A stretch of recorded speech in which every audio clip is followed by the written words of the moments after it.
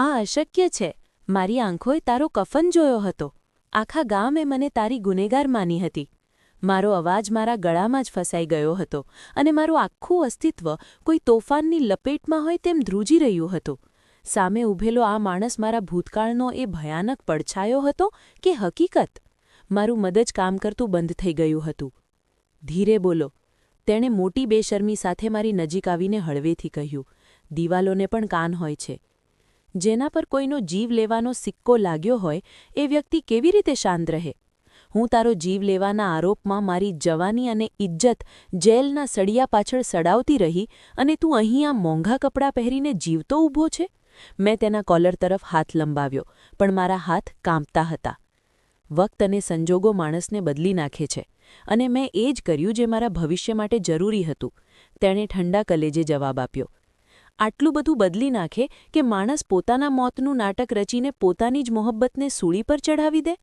મારી આંખોમાંથી આંસુ નહીં પણ અંગારા વહી રહ્યા હતા, પણ તે પથ્થર બનીને ઊભો હતો. તે રહસ્યની હકીકત મારા આત્માને કચડી રહી હતી અને મને લાગતું હતું કે હું આજે ખરેખર મરી જઈશ. મારું નામ મયુરી છે અને અમે 2 બહેનો હતી. હું મોટી હતી.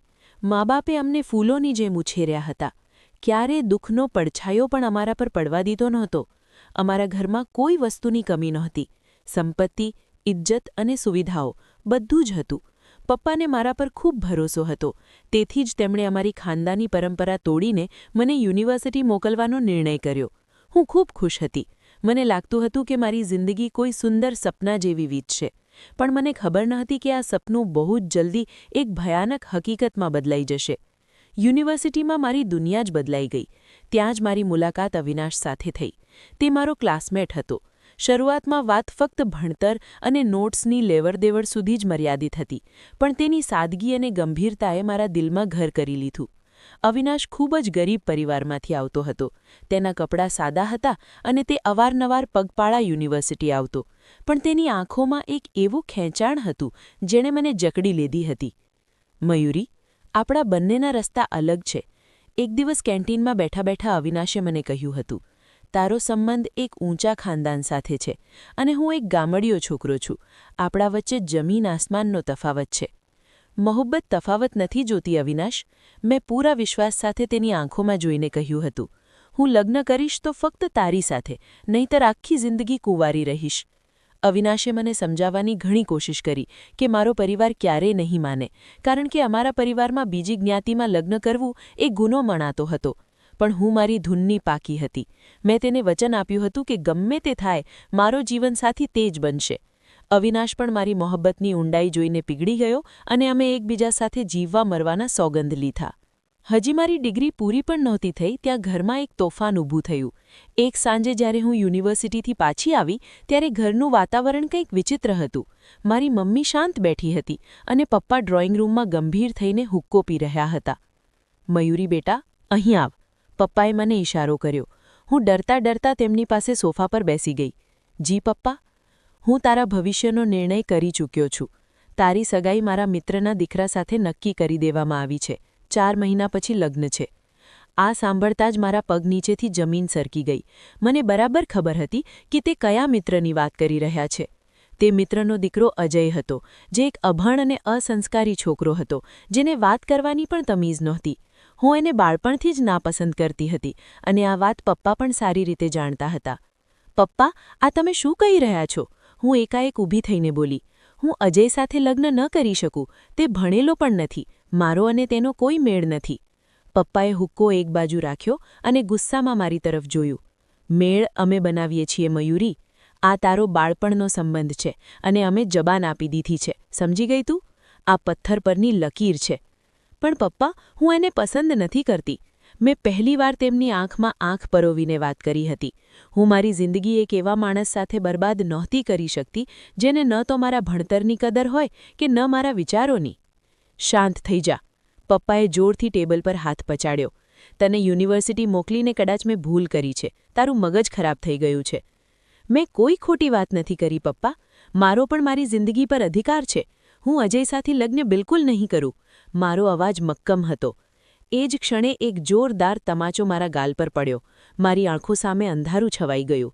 પપ્પાએ જિંદગીમાં પહેલીવાર મારા પર હાથ ઉપાડ્યો હતો.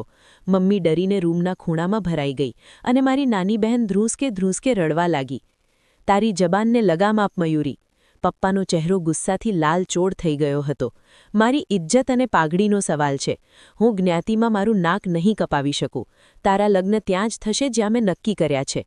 હવે તું આ ઘરેથી ત્યારે જ બહાર નીકળીશ જ્યારે તારી ડોલી ઉઠશે. હું મારા ગાલ પર હાથ રાખી આંસુ વહાવતી મારા રૂમ તરફ ભાગી. મેં દરવાજો અંદરથી બંધ કરી દીધો અને ખૂબ રડી. મને વિશ્વાસ નહોતો થતો કે જે પિતા મને પોતાની રાજકુમારી કહેતા હતા, આજે તેમણે જ મારી ખુશીઓનું ગળું ઘોંટી દીધું હતું.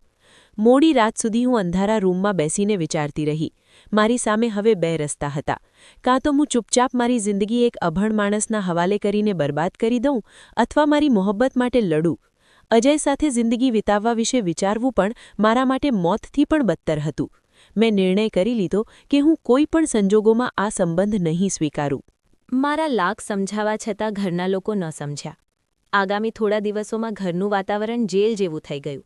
મારા પર પહેરો ગોઠવી દેવામાં આવ્યો અને યુનિવર્સિટી જવાનું પણ બંધ કરાવી દીધું. મેં મમ્મીને મારી વાત સમજાવવાની ખૂબ કોશિશ કરી. તેમને કહ્યું કે હું કોઈ બીજાને પસંદ કરું છું. કદાચ તે સમજી જાય, પણ તે કંઈ જ ન સમજી. હું સમજી ગઈ કે હવે મારે મારી જંગ જાતે જ લડવી પડશે. લગ્નની તારીખ નજીક આવતી જતી હતી અને મારું દિલ ડૂબી રહ્યું હતું. મેં ઈરાદો કરી લીધો કે લગ્ન કરીશ તો ફક્ત અને ફક્ત અવિનાશ સાથે જ કરીશ. પછી ભલે તેના માટે મારે ગમે તે કિંમત કેમ ન ચૂકવવી પડે.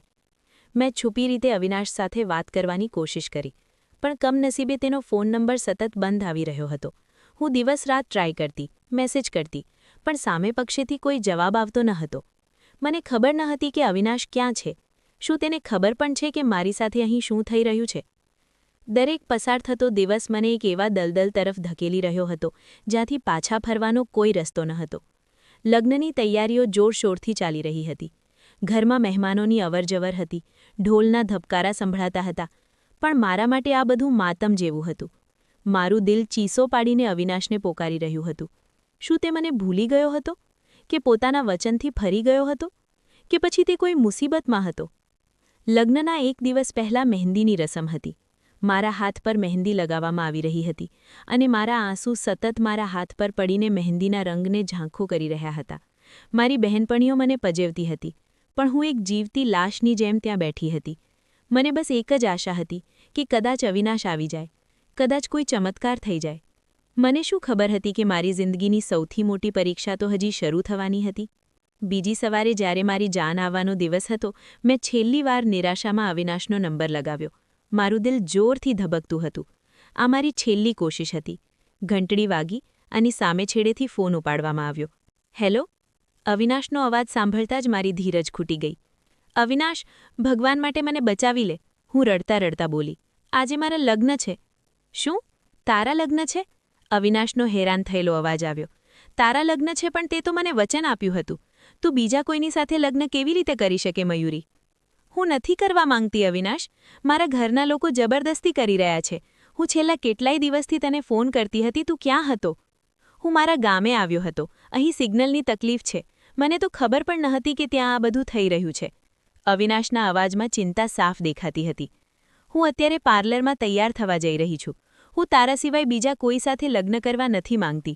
જો તું નહીં આવે તો હું મારો જીવ આપી દઈશ. મને અહીંથી લઈ જા અવિનાશ, મેં રડતા રડતા વિનંતી કરી. સામે છેડે થોડી ક્ષણો માટે શાંતિ છવાઈ ગઈ. પછી અવિનાશનો ઘેરો અવાજ આવ્યો. ગભરાઈશ નહીં મયુરી, હું આવી રહ્યો છું. તું તૈયાર રહેજે. હું તને બીજા કોઈની થવા નહીં દઉં. બ્યુટી પાર્લરના અરીસામાં પોતાને જોતા મને મારી જ સુરત અજાણી લાગી રહી હતી. લાલ ભારે કિંમતી જોડો અને ઘરેણાથી લદેલી હું અને ચહેરા પર મેકઅપ નથર. આ બધું કોઈ બીજાની ખુશી માટે હતું. મારી કઝિન અંજુ મારી પાછળ ઊભી રહીને પિન લગાવી રહી હતી અને સતત મારી કિસ્મતની ઈર્ષા કરી રહી હતી કે હું કેટલી સુંદર લાગી રહી છું. તેને ક્યાં ખબર હતી કે આ સજાવટ પાછળ કેવું તોફાન છુપાયેલું છે જે થોડી જ વારમાં બધું જ વહાવી લઈ જશે. મારા મોબાઈલની સ્ક્રીન ઝબકી તો મારું દિલ ગળે આવી ગયું. આ અવિનાશનો મેસેજ હતો. તે બહાર પહોંચી ચૂક્યો હતો. મારું શરીર ડરના માર્યા ધ્રુજવા લાગ્યું. હું જાણતી હતી કે આ એક ક્ષણ છે જ્યાં પાછા ભરવાનો કોઈ રસ્તો નહીં બચે. મેં ઊંડો શ્વાસ લીધો અને પોતાને સંભાળી. હું કઝિન અંજુ તરફ વળી અને પરેશાન થતાં બોલી, જો અંજુ, મને ગૂંગળામણ થાય છે અને માથામાં ભયાનક દુખાવો છે. હું થોડીવાર બહાર જઈને ખુલ્લી હવામાં શ્વાસ લેવા માંગુ છું. તું પ્લીઝ મારો ફોન ચાર્જિંગમાં લગાવી દે, હું બસ 5 મિનિટમાં આવું છું. અંજુએ ચિંતાથી મારી તરફ જોયું અને બોલી, શું હું તારી સાથે ચાલું? દુલ્હનનું એકલા બહાર જવું ઠીક નથી. મેં તરત જ ના પાડતા કહ્યું, ના, તું અહીં જ રોકાઈ જા. જો મારો વારો આવી ગયો અને હું નહીં હોઈશ તો તકલીફ થઈ જશે. હું બસ ગેટ સુધી જઈ રહી છું, તું ચિંતા ન કર. અંજુ ખભા ઉછાળીને પોતાના કામમાં વ્યસ્ત થઈ ગઈ. હું મારું ભારે લહેંગો સંભાળતી ઝડપી ડગલે પાર્લરના એક્ઝિટ ગેટ તરફ વધી. જેવી હું પાર્લરના કાચના દરવાજાની બહાર નીકળી, સામે રસ્તાના કિનારે એક જૂની ટેક્સી ઊભી હતી. અવિનાશે જલ્દીથી ટેક્સીનો દરવાજો ખોલ્યો અને કહ્યું, મયુરી, જલ્દી બેસ, આપણી પાસે સમય બહુ ઓછો છે. જો કોઈએ જોઈ લીધું તો કયામત આવી જશે. હું ટેક્સીમાં બેસી તો મારું દિલ જોરથી ધબકતું હતું. અવિનાશે પણ તરત બીજી તરફ આવીને બેસી ગયો અને ડ્રાઈવરને કહ્યું, ચાલ, જલ્દી નીકળ અહીંથી. ટેક્સી સડસડાટ રસ્તા પર દોડવા લાગી. મેં પાછળ વળીને જોયું. એ ગલી, એ શહેર, એ લોકો, બધું પાછળ છૂટી રહ્યું હતું. મેં ધ્રુજતા હાથે મારો ચહેરો છુપાવી અને રડી પડી. મેં આ શું કરી નાખ્યું હતું? મેં મારા મા બાપને જીવતા જ દફનાવી આવી હતી. અવિનાશે મારા ખભે પર હાથ રાખ્યો અને નરમાશથી કહ્યું, મયુરી, હવે રડવાનો કોઈ ફાયદો નથી. તેં જે પણ કર્યું છે તારા પ્રેમ માટે કર્યું છે. હું વચન આપું છું કે તને એટલી ખુશીઓ આપીશ કે તું તારા ભૂતકાળના દરેક દુઃખને ભૂલી જઈશ. હવે આપણે આઝાદ છીએ, કોઈ આપણને અલગ નહીં કરી શકે.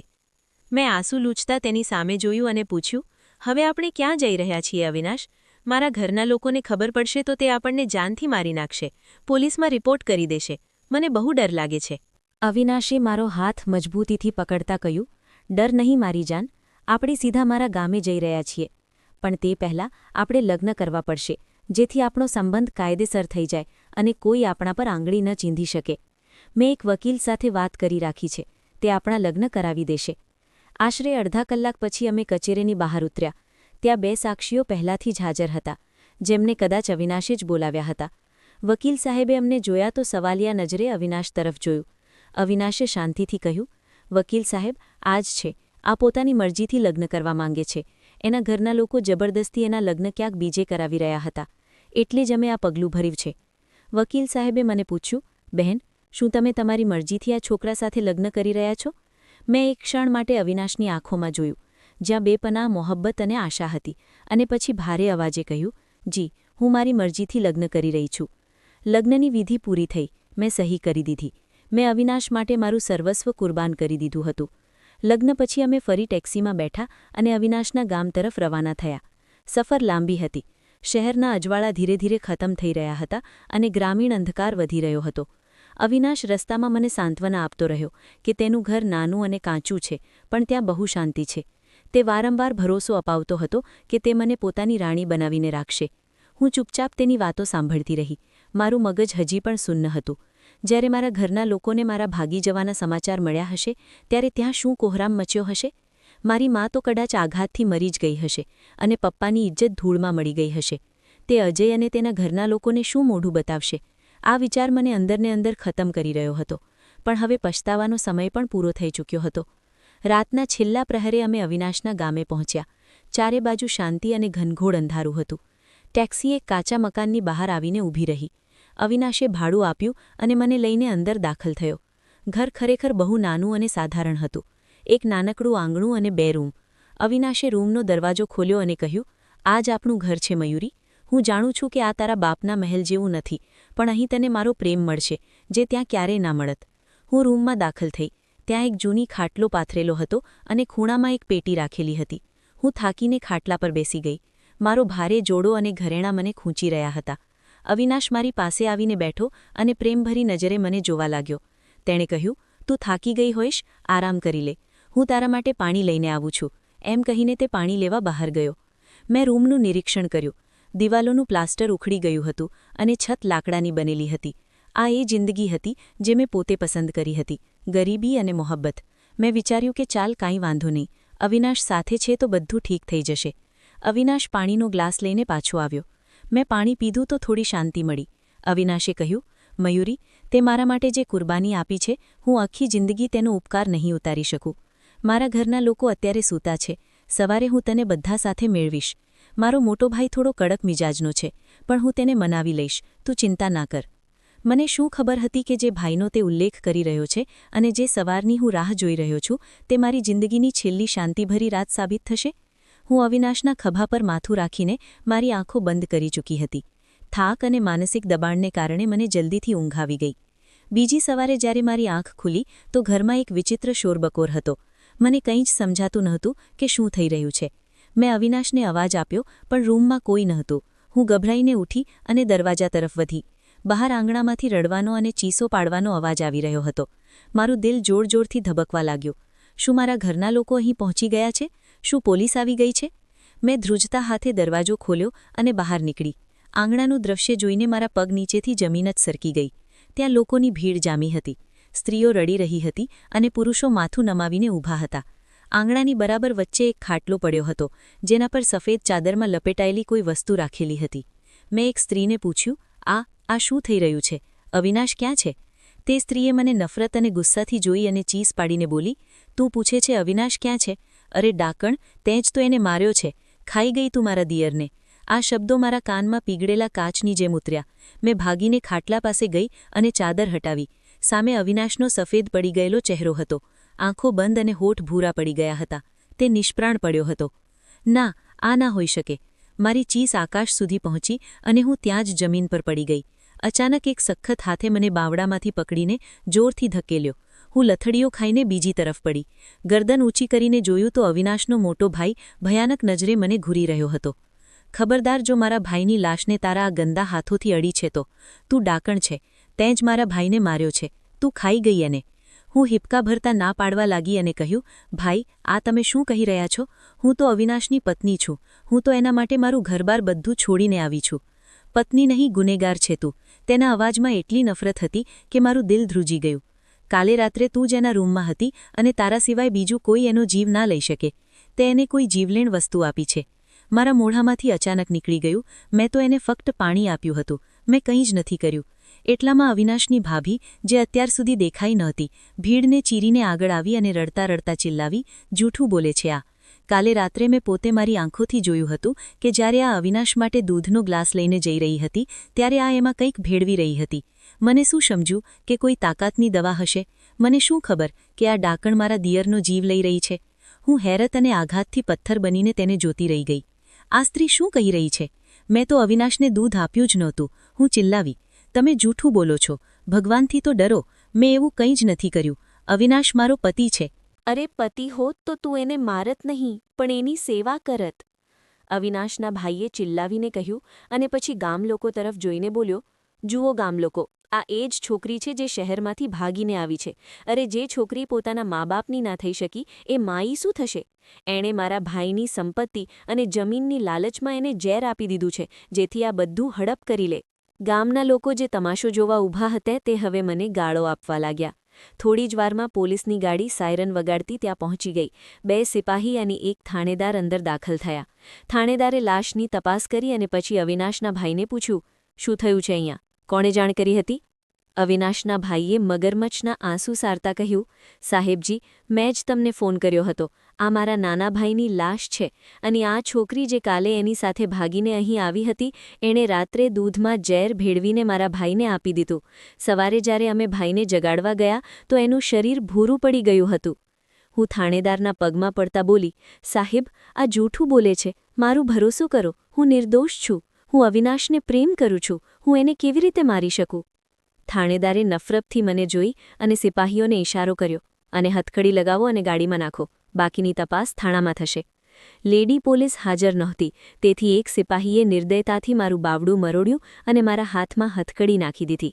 લોખંડની એ ઠંડી હથકડીઓએ મારા આત્માને પથ્થર બનાવી દીધો. મેં વિરોધ કરવાની કોશિશ કરી અને ચિલ્લાઈ, મને અવિનાશનો ચહેરો તો જોવા દો. મને એના અંતિમ સંસ્કાર સુધી તો રોકાવા દો. હું ક્યાંય નથી ભાગી રહી. પણ ત્યાં મારું કોઈ સાંભળનાર નહોતું. અવિનાશના ભાઈએ મારા કાન પાસે આવીને ધીરેથી કહ્યું, જે માત્ર હું જ સાંભળી શકું, તારો અંજામ આ જ હોવો જોઈતો હતો. તારા જેવી છોકરીઓ જેલને જ લાયક હોય છે. મને ઘસડીને પોલીસ ગાડી તરફ લઈ જવામાં આવી. ગાડીમાં બેસતા જ મને અહેસાસ થયો કે હું એક ઊંડી ખાઈમાં પડી ગઈ છું. મને ખબર હતી કે હવે મારો કેસ લડવા માટે કોઈ નહીં આવે. હું એ બદનસીબ છોકરી હતી જેણે પોતાની મરજી ખાતર પોતાના મા બાપની ઇજ્જતને પગ નીચે કચડી નાખી હતી. ઘર છોડીને ભાગી ગયેલી છોકરીઓનું નસીબ શું હોય છે એ હું સારી રીતે જાણતી હતી અને હવે એ જ નસીબ મારી સામે ઊભું રહીને હસી રહ્યું હતું. પોલીસ વેન ચાલી નીકળી અને અવિનાશનું ઘર મારી નજરોથી ઓઝલ થઈ ગયું. મેં માથું સીટની પાછળ ટેકવી દીધું અને મારી આંખો બંધ કરી લીધી. મારા મગજમાં પપ્પાનો ચહેરો ઘૂમી રહ્યો હતો. મારા કાનમાં તેમની એ વાત ગૂંજી રહી હતી કે ઇજ્જતદાર ઘરની છોકરીઓ ક્યારેય પોતાના ઘરની ઉંબરો ઓળંગતી નથી. આજે મેં એ ઓળંગી હતી તો એનો અંજામ પણ જોઈ લીધો હતો. થાણે પહોંચીને મને એક કાળ કોટડીમાં પૂરી દેવામાં આવી. ક્યાંની દુર્ગંધ અને ગંદકીએ મારું સ્વાગત કર્યું. મેં સળિયા પકડીને બહાર જોયું. કોઈ જ નહોતું જે મારી મદદ માટે આવે. હું ત્યાં જ જમીન પર બેસીને રડવા લાગી, પણ મારા આંસુ લૂછનાર પણ કોઈ નહોતું. અવિનાશ મરી ચૂક્યો હતો અને હું એના ખૂનના ગુનામાં જીવતી દફન થઈ ચૂકી હતી. સવાર પડતાં જ લેડીઝ પોલીસની એક સિપાહી આવી અને તેણે સળિયા પર દંડો ફટકારતા કડક લહેજામાં કહ્યું, "એ છોકરી, ઊભી થા. શું સમજ્યું હતું? અહીં સાસરીની જેમ તારી આગતા સ્વાગત થશે. ચાલ નીકળ બહાર, પેશી પર જવાનું છે." હું લથડતા ડગલે ઊભી થઈ. મારું ગળું તરસને કારણે કાંટાની જેમ સૂકાઈ રહ્યું હતું. મેં હિંમત કરીને પૂછ્યું, "મેડમ, શું મારા ઘરેથી કોઈ આવ્યું છે? શું મારા પપ્પા કે કોઈ વકીલ મને મળવા આવ્યું છે?"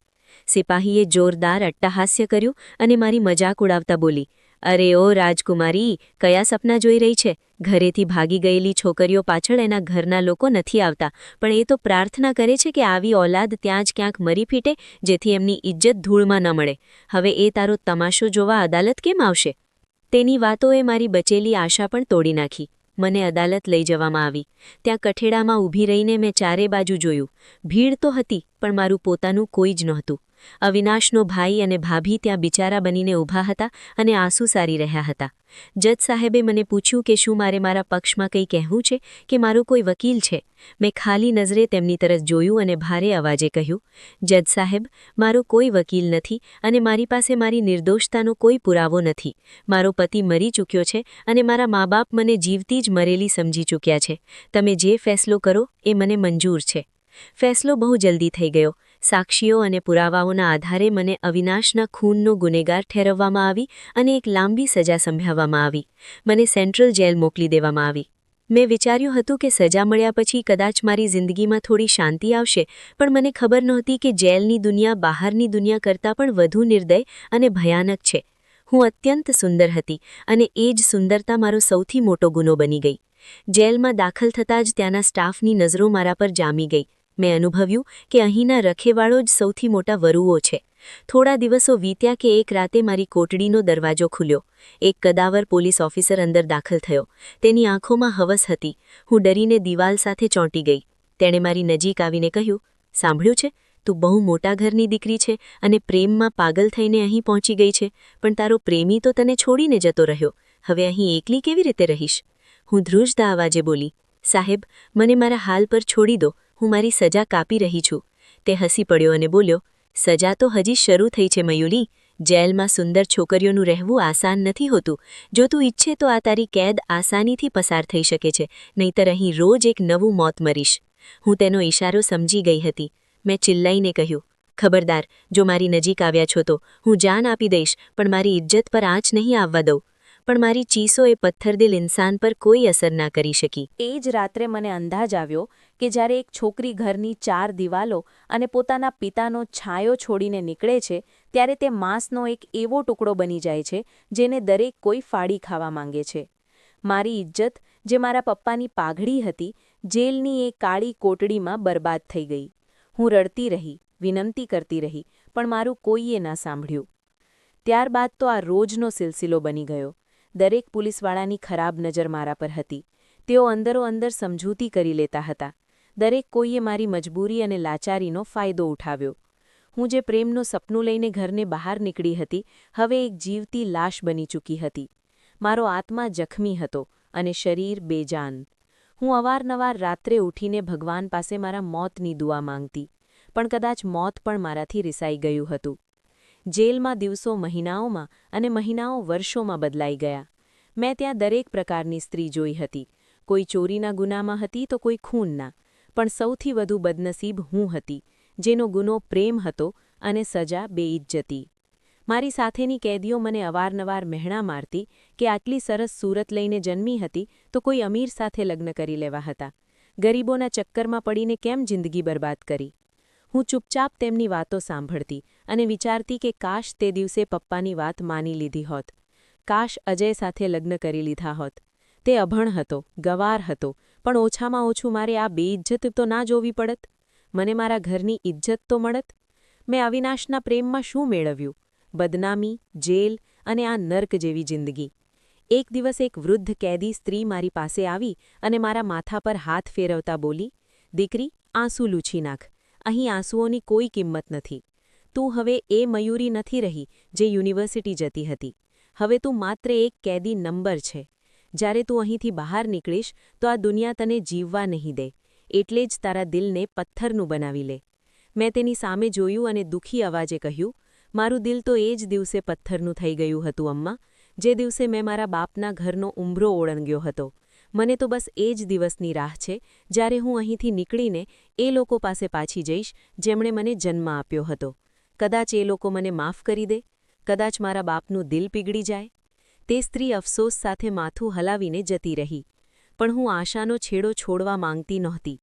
મને હજી પણ એવું લાગતું હતું કે મારા મા-બાપ મને આવી હાલતમાં જોઈને ગળે લગાવી લેશે. આખરે હું એમનું જ લોહી હતી, પણ હું ખોટી હતી, બહુ જ ખોટી. મને અંદાજ જ નહોતો કે બહારની દુનિયા જેલ કરતાં પણ વધુ બદતર સાબિત થવાની છે. જેલનો એ ભારે દરવાજો એક જોરદાર અવાજ સાથે ખુલ્યો અને સિપાહીએ મને બહારનો રસ્તો બતાવતા કહ્યું, "જા મયુરી, તારી કેદ પૂરી થઈ ગઈ છે. હવે તું આઝાદ છે. પણ યાદ રાખજે, ફરી અહીં આવવાની જરૂર ના પડવી જોઈએ." મેં ઊંડો શ્વાસ લીધો અને બહારની દુનિયામાં કદમ રાખ્યો. તાજી હવાનો ઝોકો મને અજાણ્યો લાગ્યો. મારી પાસે હવે કોઈ ઠેકાણું નહોતું. ના ખિસ્સામાં પૈસા હતા કે ના શરીર પર ઢંગના કપડાં. હું રસ્તાના કિનારે ઊભી રહીને વિચારતી રહી કે હવે હું ક્યાં જાઉં.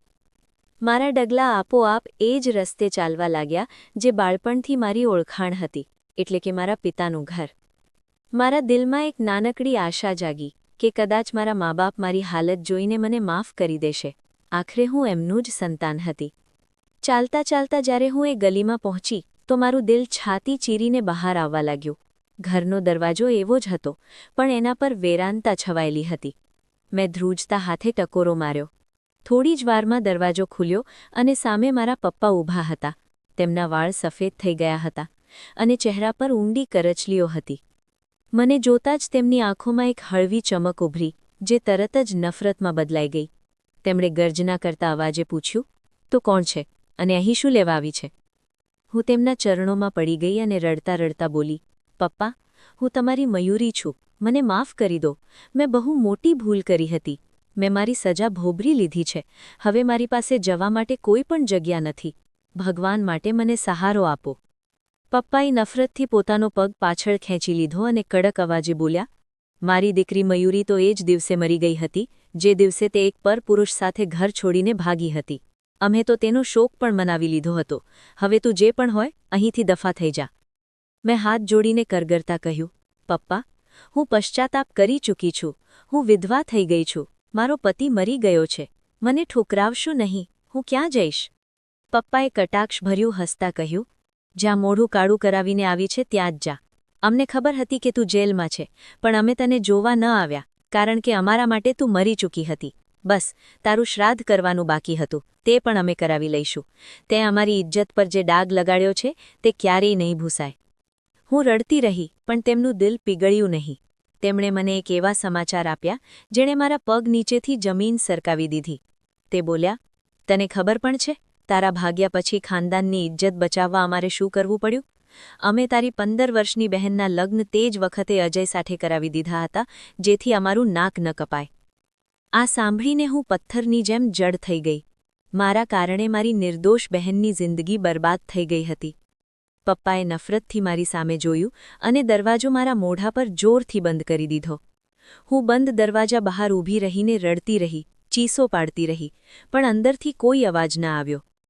હું ભારે પગલે ત્યાંથી નીકળી ગઈ અને રસ્તાઓ પર ભટકવા લાગી. ભૂખ અને તરસથી મારી હાલત ખરાબ હતી. રાત પડવાની હતી અને મને માથું છુપાવવા માટે એક છતની જરૂર હતી. ચાલતા ચાલતા હું એક બહુ જ પોશ વિસ્તારમાં પહોંચી, જ્યાં મોટી મોટી કોઠીઓ બનેલી હતી. અચાનક મારી નજર એક કોઠીના ગેટ પર લાગેલી તખ્તી પર પડી, જેના પર લખ્યું હતું, "સફાઈ માટે એક નોકરાણીની જરૂર છે." મેં વિચાર્યું કે આ જ મારો છેલ્લો સહારો હોઈ શકે છે. મેં મેઇન ગેટ ખખડાવ્યો. ચોકીદારે દરવાજો ખોલ્યો અને મને પ્રશ્નાર્થ નજરે જોઈ. મેં કહ્યું, મને નોકરીની જરૂર છે, હું સફાઈનું કામ કરી લઈશ.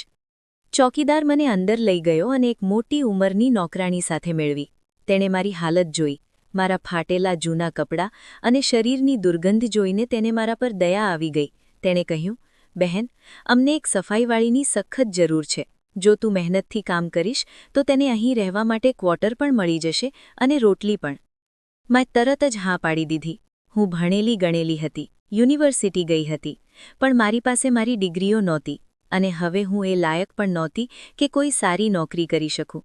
મારા કપાળ પર જેલ અને બદનામીનો ડાઘ હતો. મેં ત્યાં કામ કરવાનું શરૂ કરી દીધું. મને કહેવામાં આવ્યું કે કોઠીના માલિક કેનેડામાં રહે છે અને કેટલાય વર્ષોથી ઇન્ડિયા નથી આવ્યા. અહીં તેમની પત્ની અને 2 દીકરીઓ રહે છે. મને એનાથી કોઈ મતલબ નહોતો કે માલિક કોણ છે અને ક્યાં છે. મને બસ એક છત જોઈતી હતી, જે મને મળી ગઈ હતી. મેં ક્વાર્ટરમાં મારો સામાન રાખ્યો, જે નહીવત હતો, અને મારી કિસ્મત પર રડવા લાગી. મેં ક્યારેય વિચાર્યું નહોતું કે એક દિવસ હું લોકોના ઘરોમાં ઝાડુ પોતું કરીશ, પણ પેટની આગ માણસને કંઈ પણ કરવા મજબૂર કરી દે છે. બીજા દિવસથી જ મેં કામ સંભાળી લીધું. કોઠીની માલિકણ એક લાચાર સ્ત્રી હતી જે હલનચલન કરી શકતી નહોતી અને વ્હીલચેર પર જ રહેતી હતી. તેમનો વ્યવહાર મારી સાથે બહુ સારો નહોતો, પણ મારે ચૂપચાપ બધું સહન કરવાનું હતું. હું આખો દિવસ કોઠીની સફાઈ કરતી અને રાત્રે થાકીને મારા ક્વાર્ટરમાં જઈને સૂઈ જતી. એ કોઠીમાં કામ કરતા મને કેટલાય મહિના વીતી ગયા. મારી જિંદગી હવે માત્ર ઝાડુ પોતું અને વાસણ સુધી જ સીમિત રહી ગઈ હતી.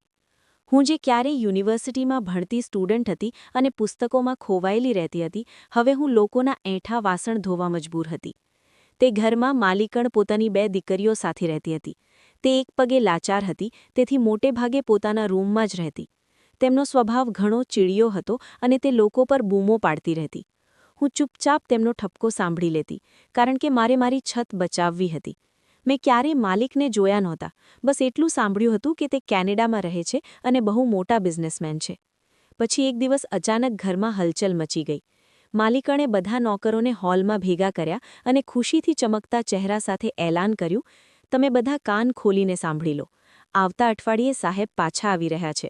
તે કેટલાય વર્ષો પછી ઇન્ડિયાનો ફેરો લગાવી રહ્યા છે. મને ઘરમાં એક કણ જેટલી પણ ધૂળ દેખાવી ન જોઈએ અને તેમના આવવાની ખુશીમાં આપણે એક બહુ મોટી પાર્ટી આપવા જઈ રહ્યા છીએ. આ એલાન પછી ઘરનો નકશો જ બદલાઈ ગયો. રંગરોગાનનું કામ શરૂ થઈ ગયું અને દરેક વસ્તુને ચમકાવી દેવામાં આવી. હું પણ બાકીના નોકરો સાથે દિવસ-રાત કામમાં લાગી ગઈ. મને એ વાતથી કોઈ ફરક પડતો નહોતો કે માલિક આવી રહ્યા છે કે નહીં. મને તો બસ મારા 2 ટંકના રોટલાથી મતલબ હતો. પાર્ટીનો દિવસ આવી ગયો. આખી કોઠીને ઝળહળતી લાઇટોથી સજાવવામાં આવી હતી. એકથી એક મોંઘા પકવાન તૈયાર કરવામાં આવ્યા અને ચારે બાજુ ફૂલોની સજાવટ હતી. સાંજ પડતા જ મહેમાનોના આવવાનો સિલસિલો શરૂ થઈ ગયો. મોટી મોટી ગાડીઓ ગેટથી અંદર દાખલ થઈ રહી હતી. હું કિચનથી ડ્રોઈંગ રૂમમાં ખાવાની ટ્રે પહોંચાડવામાં વ્યસ્ત હતી. મારું કામ મહેમાનોને સર્વ કરવાનું હતું, પણ મેં મારો ચહેરો દુપટ્ટાથી સારી રીતે ઢાંકી રાખ્યો હતો, જેથી મને કોઈ ઓળખી ન જાય અથવા મારી સૂરત જોઈને કોઈ સવાલ ન કરે. અચાનક મારી નજર ગેટથી દાખલ થતા કેટલાક મહેમાનો પર પડી અને મારા ડગલા ત્યાં જ થંભી ગયા. મને મારી આંખો પર વિશ્વાસ જ ન થયો. તે લોકો સૂટ બૂટ પહેરેલા હતા, પણ હું હજારોની ભીડમાં પણ તેમને ઓળખી શકતી હતી. તે મારા સાસરીવાળા હતા. એ જ લોકો જેમણે મને કાતિલ કહી હતી અને જેલ મોકલી દીધી હતી. અવિનાશનો એ જ ઝાલિમ ભાઈ અને ભાભી જેમને મેં અદાલતમાં જોયા હતા. આજે તેઓ આટલી મોંઘી કોઠીમાં મહેમાન બનીને આવ્યા હતા. મારું દિલ જોર-જોરથી ધબકવા લાગ્યું. મેં તરત જ એક પડદા પાછળ પોતાને છુપાવી દીધી. મારા મગજમાં હજારો સવાલો ઉઠવા લાગ્યા. આ લોકો તો ગામના ગરીબ ખેડૂતો હતા. આટલા અમીર લોકોની પાર્ટીમાં શું કરી રહ્યા છે? અને તેમનો દેખાવ આટલો બધો કેવી રીતે બદલાઈ ગયો? અવિનાશનો ભાઈ જે ફાટેલા જૂના કપડાં પહેરતો હતો, આજે મોંઘો સૂટ પહેરીને અકળાઈને ચાલતો હતો. મેં પાસે ઊભેલી એક નોકરાણીને દબાયેલા અવાજમાં પૂછ્યું, દીદી, આ સાને સોફા પર બેસનારા લોકો કોણ છે? આ તો સાહેબના સંબંધી નથી લાગતા. નોકરાણીએ ધીરેથી કહ્યું, અરે પાગલ, આ સાહેબના ખાસ મહેમાન છે અને નજીકના સંબંધી છે. સાંભળ્યું છે સાહેબનો સંબંધ ગામડા સાથે છે અને આ તેમના ભાઈ ભાભી છે. તેમની સામે જ તો તેમની કિસ્મત બદલાઈ છે. આ સાંભળતા જ મારું માથું ચક્કર ખાવા લાગ્યું. સાહેબ ગામડાના છે? આ કેવી રીતે શક્ય હોઈ શકે? મારું મગજ ગૂંચવણનો શિકાર થઈ ગયું. હું ડરી રહી હતી કે જો તેમણે મને જોઈ લીધી તો ફરીથી કોઈ તમાશો ઊભો કરશે, ફરીથી મને જેલ મોકલી દેશે. હું ડરના માર્યા કિચનના સૌથી છેલ્લે ખૂણામાં જઈને વાસણ ધોવા લાગી અને ભગવાનને પ્રાર્થના કરવા લાગી કે આ રાત શાંતિથી વીતી જાય. હું હજી આ જ વિચારમાં ડૂબેલી હતી કે બહારથી અવાજ આવ્યો. એક નોકર ભાગતો આવ્યો અને ચિલ્લાયો, સાહેબ આવી ગયા, સાહેબ આવી ગયા, તેમની ગાડી ગેટ પર પહોંચી ગઈ છે. બધા નોકરો અને સંબંધીઓ તેમનું સ્વાગત કરવા માટે ગેટ પર પહોંચી ગયા. માલિકણ પણ વ્હીલચેર પર બેસીને દરવાજા તરફ વધી. હું પણ ઉત્સુકતા અને ડરના મિશ્રિત અહેસાસ સાથે કિચનના દરવાજાથી ડોકિયું કરવા લાગી. એક કાળા રંગની ચમકચમકતી લાંબી ગાડી પોર્ચમાં આવીને ઊભી રહી. ડ્રાઈવરે ભાગીને દરવાજો ખોલ્યો. બધાની નજરો ગાડીના દરવાજા પર જામી હતી. એક મોંઘું જૂતું જમીન પર પડ્યું અને પછી એક મોટી રૂઆબદાર અને શાનદાર પર્સનાલિટી સામે દેખાઈ. જેવો તે માણસનો ચહેરો રોશનીમાં આવ્યો, મારા ગળામાંથી એક દબાયેલી ચીસ નીકળી ગઈ અને હું દિવાલનો સહારો લઈને ત્યાં જ પડવા લાગી. મારું આખું અસ્તિત્વ ધ્રુજી રહ્યું હતું અને આંખો સામે અંધારું છવાઈ રહ્યું હતું. મારું શરીર જેમ જામી ગયું હતું. મારી સામે ઊભેલો તે માણસ મારો ભૂતકાળ, મારો પ્રેમ અને મારી બરબાદીનો જીવતો પુરાવો હતો. મેં મારી આંખોને જોરથી મસળી કે કદાચ આ કોઈ વહેમ હોય, પણ તે હકીકત હતી. અવિનાશ જીવતો હતો, હટ્ટો-કટ્ટો અને બિલકુલ સહી સલામત. એ જ માણસ જેની લાશ પર હું રડી રડીને માતમ મનાવી ચૂકી હતી, જેના ખૂનના આરોપમાં મેં જેલની કાળ કોઠડીમાં મારી ઇજ્જત અને જવાની બંને બરબાદ કરી દીધી હતી, તે માણસ આજે મારી સામે એક મોંઘો સૂટ પહેરીને સ્મિત આપતો ઊભો હતો. અવિનાશ આગળ વધ્યો અને પોતાના એ ભાઈને ગળે લગાવ્યો, જેણે મારા પર ઝેર આપવાનો આરોપ લગાવ્યો હતો. હું દિવાલ પાછળ ઊભી લઈને આ બધું જોઈ રહી હતી અને મારો દમ ઘૂંટાતો હતો.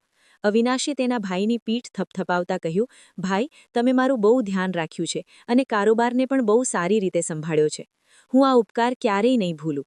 તેના ભાઈએ હસતા જવાબ આપ્યો, અરે અવિનાશ, આ બધું તો તારું જ છે. તું અમારા પરિવારનું ગૌરવ છે. તેં જે કુરબાની આપી હતી, આજે તેનું જ ફળ અમે બધા ખાઈ રહ્યા છીએ. કુરબાની? કોની કુરબાની? મારી? મારી નિર્દોષતાની? મારી વફાદારીની? મારા અંદર નફરતનો લાવા ઉકળવા લાગ્યો. દિલ થયું કે હમણાં જ જાઉં અને બધાની સામે ચીસો પાડીને તેમનું કાચું ચિઠ્ઠો ખોલી દઉં કે કેવી રીતે મને કાવતરામાં ફસાવીને મારા પગ નીચેથી જમીન સરકાવી દેવામાં આવી હતી. અવિનાશની પત્ની વ્હીલચેર પર બેઠી હતી. તે તેની તરફ વળ્યો અને તેના માથા પર હાથ રાખતા પ્રેમથી બોલ્યો, કેમ છે તું? મેં તને બહુ યાદ કરી. માલિકણ હસીને બોલી, તમે આવી ગયા તો જીવમાં જીવ આવ્યો, નહીં તો આ ઘરની રોનક તો તમારા દમથી જ છે. હું આ તમાશો વધુ સહન ન કરી શકી. મારા હાથમાં પકડેલી શરબતની ટ્રે ધ્રુજવા લાગી. હું ત્યાંથી ભાગી જવા માંગતી હતી, ક્યાંક છુપાઈ જવા માંગતી હતી, પણ કમનસીબે મારા હાથમાંથી એક ગ્લાસ સરકીને જોરદાર અવાજ સાથે ફર્શ પર પડીને તૂટી ગયા. કાચના અવાજ પર હોલમાં હાજર તમામ લોકોની નજરો મારી તરફ ઉઠી ગઈ. સન્નાટો છવાઈ ગયો. અવિનાશ પણ ચોંકીને મારી તરફ જોયું. જેવી અમારી નજરો મળી, તેના ચહેરા પરથી સ્મિત ગાયબ થઈ ગયું અને રંગત ઉડી ગઈ. તેની આંખો ફાટી રહી ગઈ. તે વિશ્વાસ ન આવતા હોય તેવા અંદાજમાં મારી સામે જોઈ રહ્યો હતો, જાણે તેણે કોઈ ભૂત જોઈ લીધું હોય. તેના મોઢામાંથી અચાનક નીકળ્યું, મયુરી? માલિકાણે નવાઈ પામીને તેની સામે જોયું અને પૂછ્યું, તમે આ નોકરાણીને જાણો છો? અને આ મયુરી કોણ છે? અવિનાશે તેની પત્નીની વાતનો કોઈ જ જવાબ ના આપ્યો. તે કોઈ ચુંબકની જેમ ખેંચાઈને મારી તરફ વધવા લાગ્યો. તેના ભાઈએ તેના બાવડાને પકડીને તેને રોકવાની કોશિશ કરી અને ગભરાઈને બોલ્યો, અવિનાશ, ઊભો રહે, ક્યાં જાય છે? આ તો માત્ર એક નોકરાણી છે. અવિનાશે એક ઝાટકે પોતાનું બાવડું છોડાવ્યું અને ગુસ્સાથી તેના ભાઈને જોયો. પછી સીધો મારી સામે આવીને ઊભો રહી ગયો. હું નજરો નમાવીને ઊભી રહી અને દુપટ્ટો મારા ચહેરા પર વધુ કસી લીધો.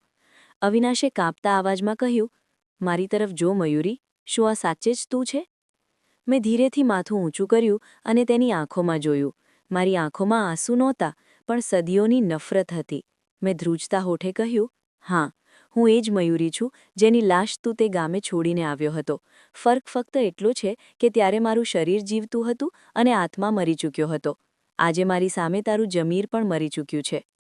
અવિનાશે પોતાનું માથું પકડી લીધું અને લથડ્યો. તું અહીં?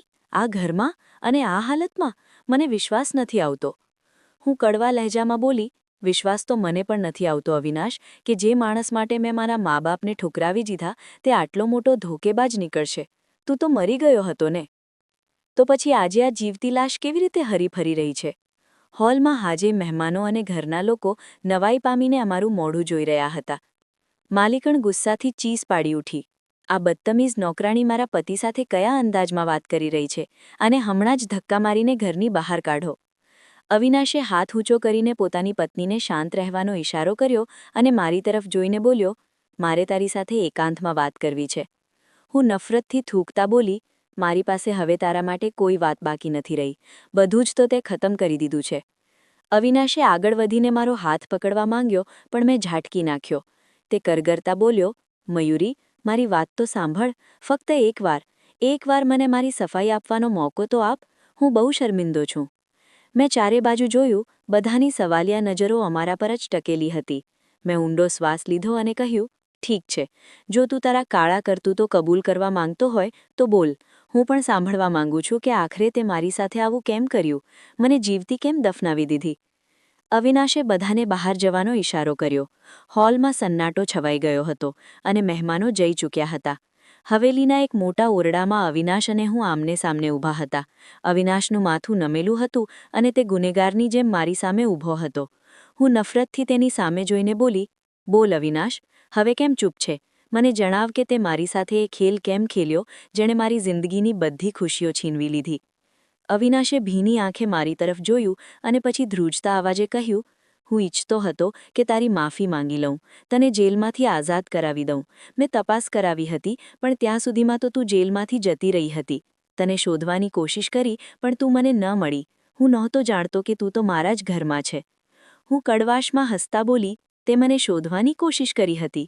તું તો તારી નવી જિંદગીમાં મસ્ત હતો. તે મારી સાથે આવું કેમ કર્યું? આખરે મેં તારું શું બગાડ્યું હતું જે તે મને જીવતી મારી નાખી? અવિનાશે દિવાલનો સહારો લીધો અને નજર ચોરાવતા બોલ્યો, હું લાલચમાં આવી ગયો હતો મયુરી. મારા ભાઈને કોઈએ મારા માટે માંગાની ઓફર કરી હતી. મારા સાસરવાળા બહુ અમીર હતા. મારા ભાઈએ મને ભડકાવ્યો કે હું તારી સાથે લગ્ન ન કરું અને પેલા અમીર લોકોની લાચાર દીકરી સાથે લગ્ન કરીને હંમેશા માટે મારું ભવિષ્ય બનાવી લઉં. હું સંપત્તિની લાલચમાં આંધળો થઈ ગયો હતો. પહેલી રાતે તારી સાથે લગ્ન કર્યા પછી જ મેં ભાઈને હા કહી દીધી. પણ આ ત્યારે જ શક્ય હતું જ્યારે હું તને મારી જિંદગીમાંથી કાઢી નાખું. ત્યારે મેં અને મારા ભાઈએ આ ખેલ ખેલ્યો અને તને જેલ મોકલી દીધી. મારું દિલ થતું હતું કે હું ચીસો પાડીને રડી લઉં. હું ગુસ્સાથી બોલી, અને પેલું ઝેર, પેલો મોતના નાટકનો ડ્રામા? અવિનાશે શરમથી માથું નમાવી દીધું અને કહ્યું, હું જીવતો હતો મયુરી. મેં કોઈ ઝેર નહોતું ખાધું, પણ ફક્ત બેભાન થવાની દવા લીધી હતી, જેથી બધાને લાગે કે હું મરી ગયો છું. તારી જેલ ગયા પછી જ મેં પેલી અપંગ બીવી સાથે લગ્ન કરી લીધા. એ સમયથી મારી પાસે પુષ્કળ પૈસા આવવા લાગ્યા. કેનેડામાં મેં મારો કારોબાર ઊભો કર્યો છે અને આજે હું એક અમીર વ્યક્તિ છું. પણ દિલને શાંતિ નથી મયુરી. દિવસ રાત મારું જમીર મને ડંખ મારે છે. મને માફ કરી દે. મારું લોહી ઉકળી ઉઠ્યું. હું આગળ વધી, તેનો કોલર પકડ્યો અને તેને ઝંઝોળતા બોલી, તું ગુનેગાર છે. તારા લીધે મેં ઘણું સહન કર્યું છે. મારી ઇજ્જત લૂંટાઈ ગઈ. મારું ખાનદાન વેરવિખેર થઈ ગયું. તે ફક્ત મારી નહીં, મારા વૃદ્ધ મા બાપની ઇજ્જત પણ હરાજી કરી નાખી. હું તને ક્યારેય માફ નહીં કરું. અવિનાશ રડતો રડતો મારા પગમાં પડી ગયો અને ગીડગીડાવવા લાગ્યો. ભગવાન માટે મને માફ કરી દે, નહીંતર હું મરી જઈશ. મને મારી સંપત્તિથી નફરત થઈ ગઈ છે. હું નફરતથી તેની સામે જોતી રહી. કદાચ માફીને પાત્ર હું પોતે પણ નહોતી. મેં પણ તો મારા મા બાપની પીઠમાં છરો ભોંક્યો હતો. મને મારા કર્યાની સજા મળી ગઈ હતી. હવે અવિનાશને તેના કર્યાની સજા મળવી જોઈતી હતી. એ જ વિચારીને મેં તેની સામે જોયું અને બોલી, હું તને માફી નહીં આપું. તે મારો તમાશો બનાવ્યો છે. તે નાનકડા બાળકની જેમ ધ્રુસકે ને ધ્રુસકે રડી રહ્યો હતો અને મારા પગ પકડી રાખ્યા હતા. તેની હાલત જોઈને મારું દિલ પીગળી ગયું. કદાચ હું પણ થાકી ગઈ હતી. મેં તેને ઠોકર મારવાને બદલે પાછળ હટીને કહ્યું, જા, મેં તને માફ કર્યો. મારો હિસાબ હવે તારી સાથે ભગવાન કરશે. કુદરતનો બદલો બહુ જ જલ્દી સામે આવશે. મેં તો તેને કદાચ માફ કરી દીધો હતો, પણ ઉપરવાળાએ તેને માફ ન કર્યો. એ વાતના થોડા જ દિવસો પછી અવિનાશને પેરાલિસિસનો ભયાનક એટેક આવ્યો અને તે શારીરિક રીતે પૂરેપૂરો લાચાર થઈ ગયો. તેનો એ ગર્વ, એ તાકાત અને એ સંપત્તિ બધું જ ધૂળમાં મળી ગયું. તે પથારીવશ થઈ ગયો અને ફક્ત આંખો જ હલાવી શકતો હતો. તેની અમીર પત્ની અને ભાઈ, જે સંપત્તિના પૂજારી હતા, તેઓ તેની સેવા કરવામાં કતરાવવા લાગ્યા. ઘરની પરિસ્થિતિ બદલાઈ ગઈ. મને ફરીથી એ ઘરમાં અવિનાશની પત્નીનો દરજ્જો મળી ગયો, કારણ કે અવિનાશે ઇશારાઓમાં પોતાની વસિયત અને જુબાની આપી દીધી હતી કે હું જ તેની પહેલી પત્ની છું. પણ ત્યાં સુધીમાં તો મારી આખી જિંદગી બરબાદ થઈ ગઈ હતી. હું એ આલીશાન ઘરમાં એશો આરામથી તો રહી છું, પણ મારું દિલ હવે પહેલાં જેવું નથી રહ્યું. દરેક વખતે જ્યારે હું અવિનાશને લાચાર હાલતમાં જોઉં છું ત્યારે મને ભગવાનના ન્યાય પર ભરોસો બેસી જાય છે કે જેવું વાવો તેવું લણો. અવિનાશ બોલી શકતો નથી. ફક્ત હસરતભરી નજરે મને જોયા કરે છે અને તેની આંખોમાંથી આંસુ વહ્યા કરે છે. હું તેનું ધ્યાન રાખું છું, પણ મારા દિલમાં પ્રેમ નથી, ફક્ત પશ્ચાતાપ છે. મેં મારા મા-બાપ સાથે ખોટું કર્યું હતું, તેની સજા મને જેલ અને બદનામીના રૂપમાં મળી. અવિનાશે મારી સાથે ખોટું કર્યું અને દગો આપ્યો, તેની સજા તે અત્યારે મોતના બિછાને કાપી રહ્યો છે. કદાચ આ સજા અમારા બંને માટે હતી, જેથી અમે દુનિયા માટે એક મિસાલ બની શકીએ. આજે જ્યારે હું બારી પાસે ઊભી રહીને મારા ભૂતકાળને યાદ કરું છું, ત્યારે એક જ વાત સમજાય છે કે જ્યારે ક્યારે આપણે આપણા મા-બાપનું માથું નીચું કરીને ઘર છોડીને ભાગી જઈએ છીએ, ત્યારે ઘરથી ભગાવનારા ઇજ્જત આપનારા નથી હોતા, પણ ધોકેબાજ અને ઇજ્જત સાથે ખેલનારા હોય છે. સાચો પ્રેમ કરનારા અને ઇજ્જતદાર લોકો તે હોય છે જે ઇજ્જત સાથે લગ્ન કરે છે અને માથું ઊંચું રાખીને સંબંધ માંગે છે. તેઓ છોકરીઓને ઘરથી ભગાવતા નથી. આ સબક મેં મારી આખી જિંદગી બરબાદ કરીને શીખ્યો છે. કાશ આ વાત મને તે વખતે સમજાઈ ગઈ હોત જ્યારે મેં ઘરનો ઉંબરો ઓળંગ્યો હતો. તો મિત્રો, તમને અમારી આ વાર્તા કેવી લાગી? પ્લીઝ મને કોમેન્ટ સેક્શનમાં જરૂર જણાવજો. મારી ચેનલને સબસ્ક્રાઇબ કરી, વિડીયોને લાઇક કરો અને વધુમાં વધુ શેર કરો. આવી જ બીજી રોમાંચક વાર્તાઓ સાંભળવા માટે મારી ચેનલ સાથે જોડાયેલા રહો. આ વાર્તા સંપૂર્ણપણે કાલ્પનિક છે. તેના તમામ પાત્રો, ઘટનાઓ અને પરિસ્થિતિઓ લેખકની કલ્પના પર આધારિત છે. કોઈ પણ વ્યક્તિ, સ્થળ, સમુદાય કે વાસ્તવિક ઘટના સાથે તેનો કોઈ સંબંધ નથી. આ વાર્તાનો ઉદ્દેશ્ય કેવળ મનોરંજન અને સામાજિક સંદેશ આપવાનો છે.